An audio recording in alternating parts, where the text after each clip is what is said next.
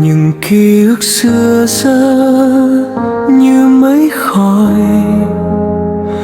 mờ dần đi ngay trước mặt anh. Dẫu hai ta đã nói lời chia tay, anh chẳng thấy nỗi buồn nào trong em. Mọi điều em đã trao cho anh chưa từng hơn một vai diễn nụ cười ngây thơ kia của em. Càng nhìn anh càng xa vào tình yêu, chỉ trong phút chốc anh bỗng hiểu ra những lời đã nói sẽ chẳng thành đâu. Rồi trong khoảnh khắc anh chợt nhận ra khuôn mặt em khác xưa chẳng còn như trước. Thế rồi anh hóa cơn mưa qua lạnh giá để yêu thêm một ngày nữa. Quá lạnh giá khiến bao niềm hối tiếc trở nên nhói đau rõ ràng trong tim.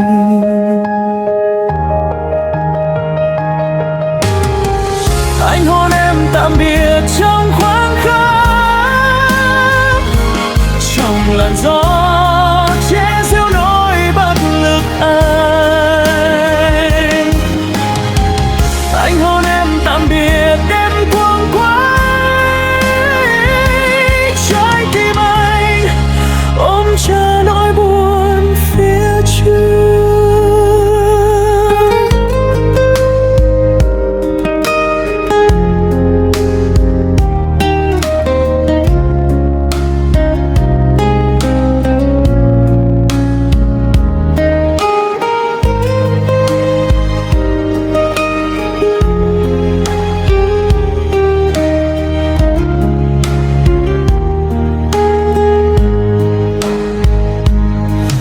Nỗi nhớ thương anh muốn chào em như cánh diều nước mất sợi dây, chẳng thể bay đến trong thế giới em, chẳng thể sưởi ấm đôi mắt em nữa. Anh đã có thể nhìn thấy bi kịch đang dần mở ra trước mắt, cuối cùng chẳng giữ chút niềm vui.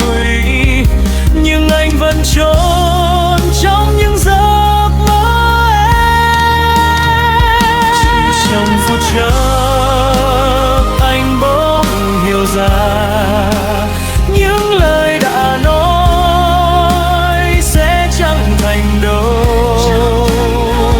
Rồi trong khoảnh khắc anh chợt nhận ra khuôn mặt em ước xưa chẳng còn như trước. Thế rồi anh hóa cơn mưa quá lạnh giá để yêu thêm một ngày nữa. Quá lạnh giá khiến bao niềm hối tiếc trở nên nhói đau rõ ràng trong tim.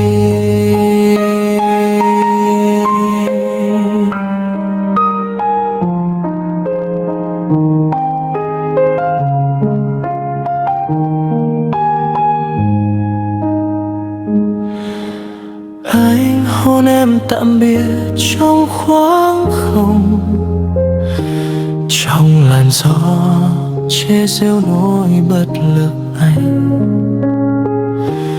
Anh hôn em tạm biệt đêm cuồng quay, trái tim anh ôm chờ nỗi buồn phía trước.